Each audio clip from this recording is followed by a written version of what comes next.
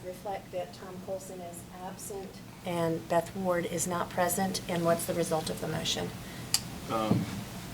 Commissioner Floyd Huggins, can you vote? I'll do it again. Motion passes. Okay, are we not going to be able to see the vote? Okay, all right, Yeah. thank you. Motion passed. Will please come to order. Then we have the invocation by Commissioner Lauren White. I'm a back row Baptist, so y'all bear with me. Dear Lord, we come before you tonight and we thank you for all the blessings that you give us. Dear Lord, please be with all of the members on the board and help us to make good, wise decisions tonight that will be in the best interest of everybody in Pitt County. Amen. Amen. We have tonight a young lady from the student body of Innovative Early College. Come and introduce yourself for the pledge. Good evening, everyone. I am Jody Ham, and I am a junior at Innovation Early College High School, and I hold the leadership position of the student body president for the Student Government Association. So thank you for having me at this time, and may you please join me in the Pledge of Allegiance. I pledge allegiance to the flag of the United States of America and to the republic for which it stands, one nation, under God, indivisible, with liberty and justice for all. Thank you. You may be seated.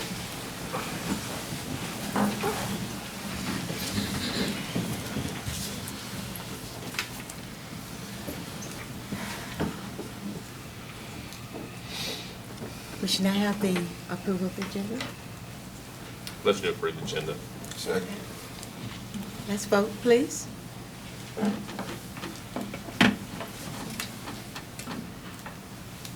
Motion passed.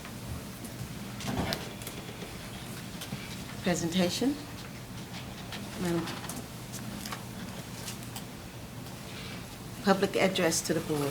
Madam Chair, you have one person signed up to speak, Brenda Robertson. If the attorney would read the statement, Ms. Robertson could come forward to the podium. Yes. Pitt County welcomes all comments on matters of public concern. Each person will be allowed up to 3 minutes to speak. Please state your name and address prior to speaking.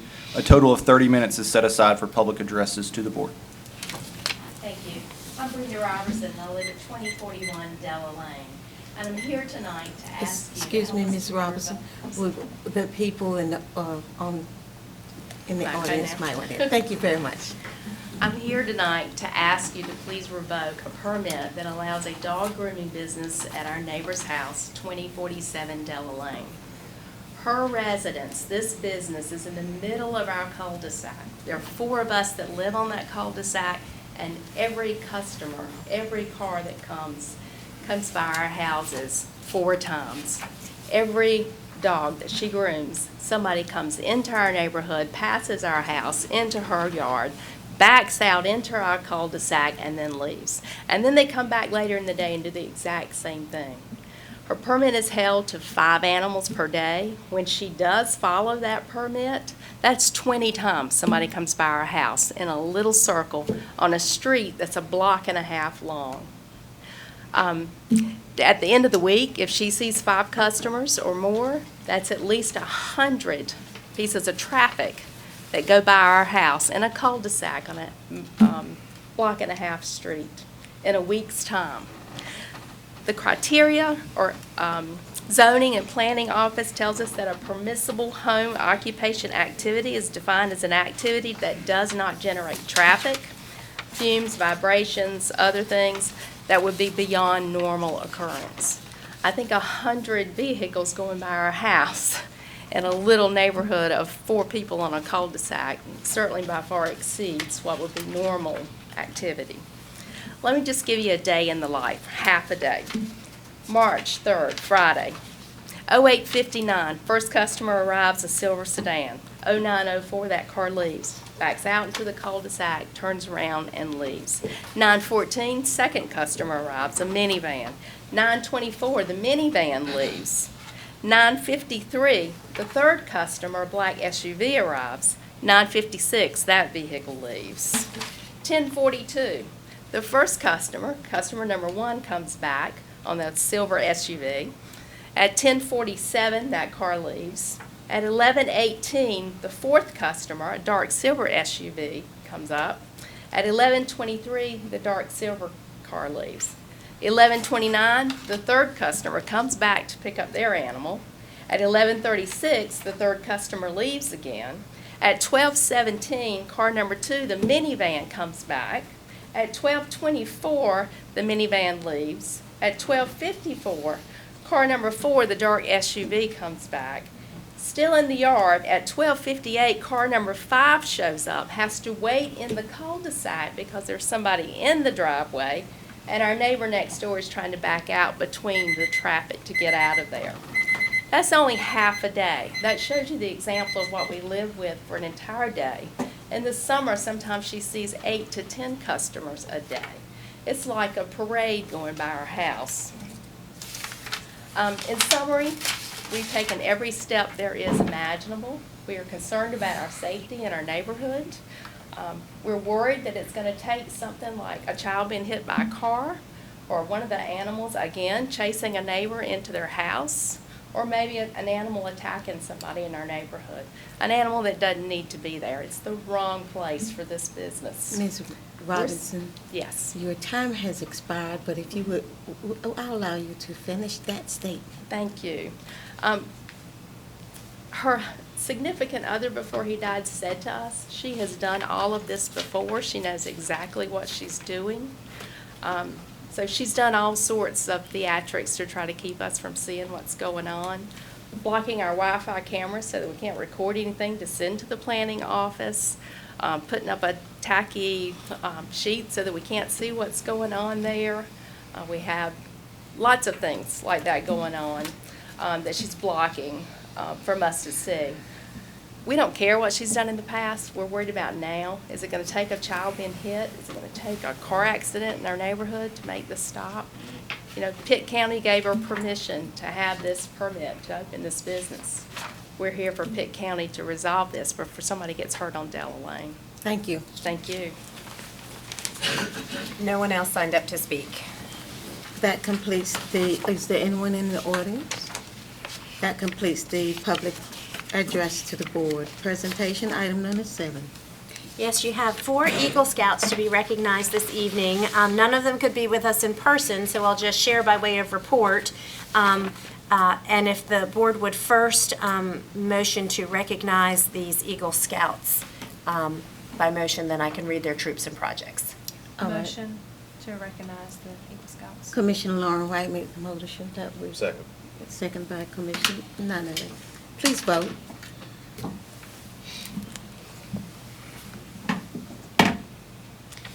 Thank you. So the 4 Eagle Scouts to be recognized this evening, the first one is Tyler Radke from Troop 46. And for his project, he created and installed informative signs at the bicycle post riding trail near Falkland.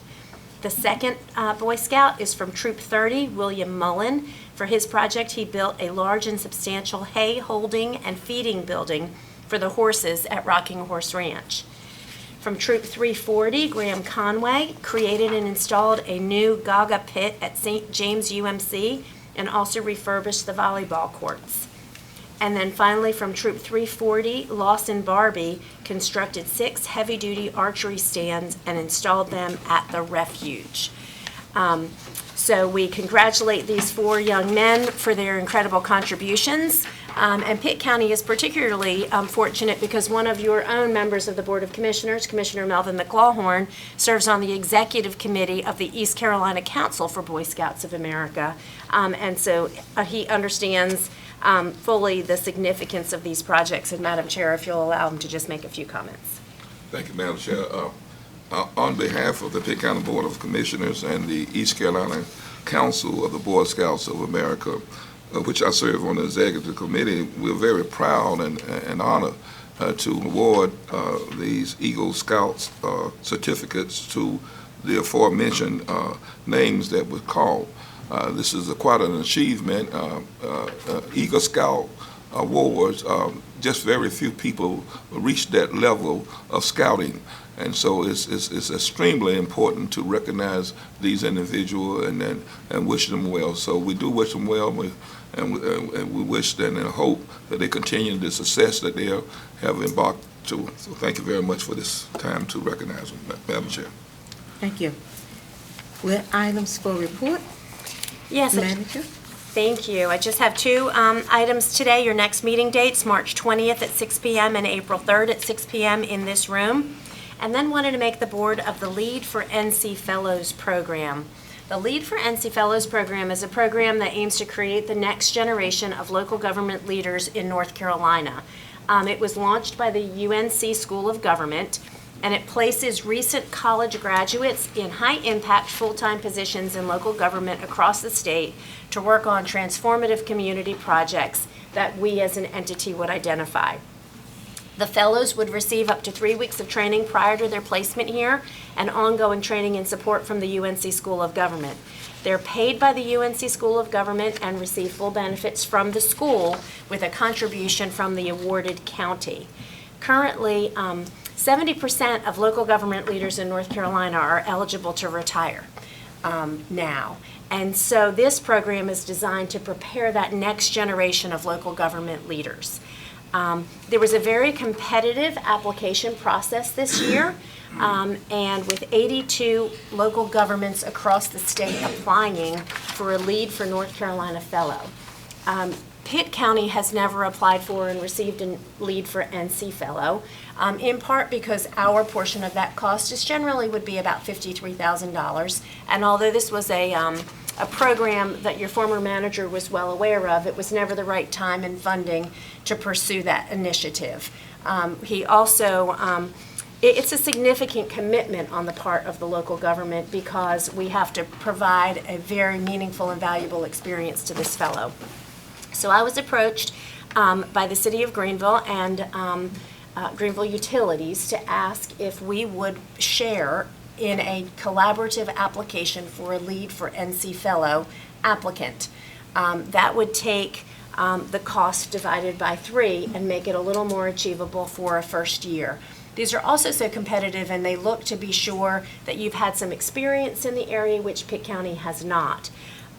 So the city of Greenville applied for an NC Fellow and put on our application that they would like the county to do this in conjunction with them, and she's also reaching out to Greenville Utilities. Because we're a Tier 1 county, the cost for this fellow would only be $17,000 divided by 2 or divided by 3. Lo and behold, we were selected, and we have a period of time now to determine whether or not we want to bring on this Lead for NC Fellow in conjunction with the city and potentially with Greenville Utilities, share that cost, and have them work on a project that would be meaningful to all of the entities combined. I think this would be a great way to start being involved in this program. I could see in future years that Pitt County would apply to receive its own fellow. But I think it's an especially appropriate thing to apply as an advantage during our Tier 1 status. And I think that since the city of Greenville submitted that application, that it would be in the county's best interest to join with them. So I wanted to let the board know about the program and see if anyone had any objection to my pursuing this further. The next steps would be to discuss further with the city of Greenville and Greenville Utilities, and then to work with the UNC School of Government on the application for fellows and interview process. And then if we did this, the fellow would begin in August and would stay with us for 1 year. If we split it 3 ways, the county's cost would be less than $5,000. Does anyone have any questions? Is there any objections? The board accepts. Okay, thank you. I'll proceed with that. That's all that I have for my report this evening. Next item for consent. Madam Chair, I'd like to move to accept items for Second. consent. Motion by Commissioner McLaughlin to accept the items for consent. I heard a second, but I'll second. I second it. Okay. McLaughlin second. Madam Clerk, McLaughlin second. Thank you. We vote, please.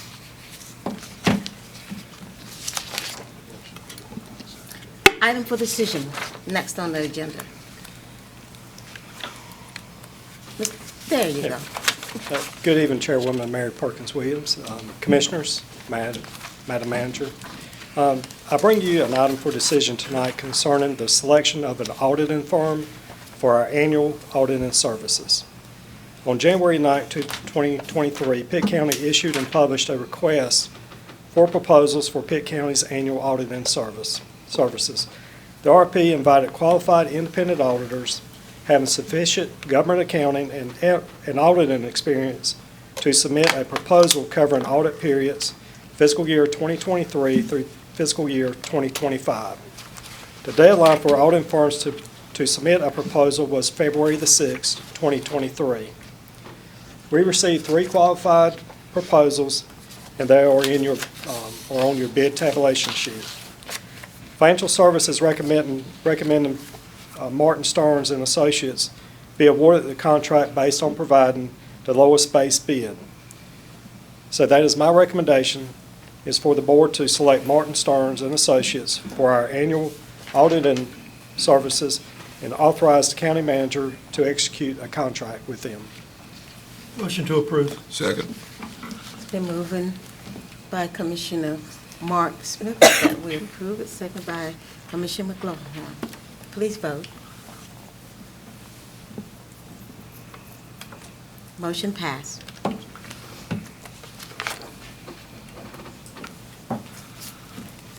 Budget amendment? Oh, I'm sorry, looked at the wrong side. Jordan Smith, termination of lease with the state of North Carolina. Thank you, Madam Chair, members of the board. I'm going to do my best to be James Rhodes tonight and have some aerial photography and a couple pictures to share with you. If I have any geography cues, I'll have to turn it over to James to get me in the right direction. But so on your screen is a parcel that I think that may be familiar to most of y'all. Some of y'all may have got your driver's license at this site. This is the former DMV building, State Highway Patrol, and so it's roughly a 2-acre tract, just shy of 2 acres, and it's these 2 buildings, and it's the line showing the boundary isn't that clear, but on page 98 of your agenda packet, it's a little bit in better detail. So this is what the building looks like.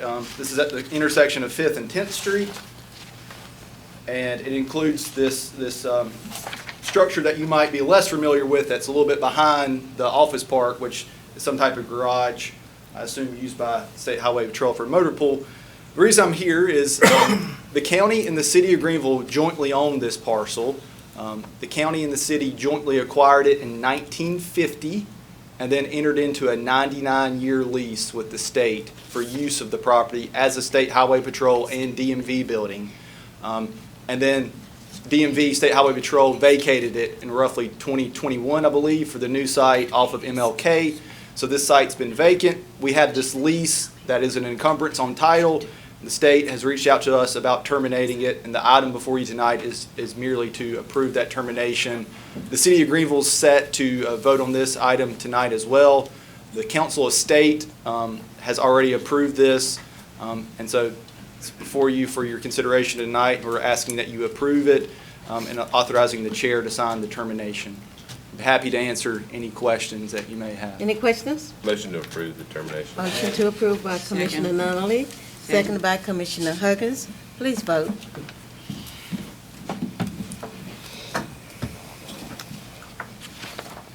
Motion passed. Nomination to the Greenville Utilities Commissioner, Manager Gallagher.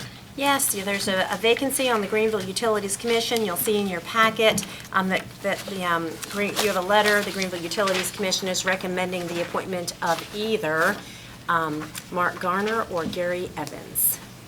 Do we have a motion? Make a motion for Mark Garner. I'll Second.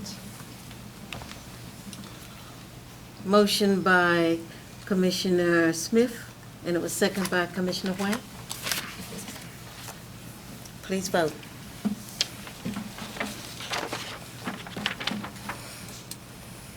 Motion passed.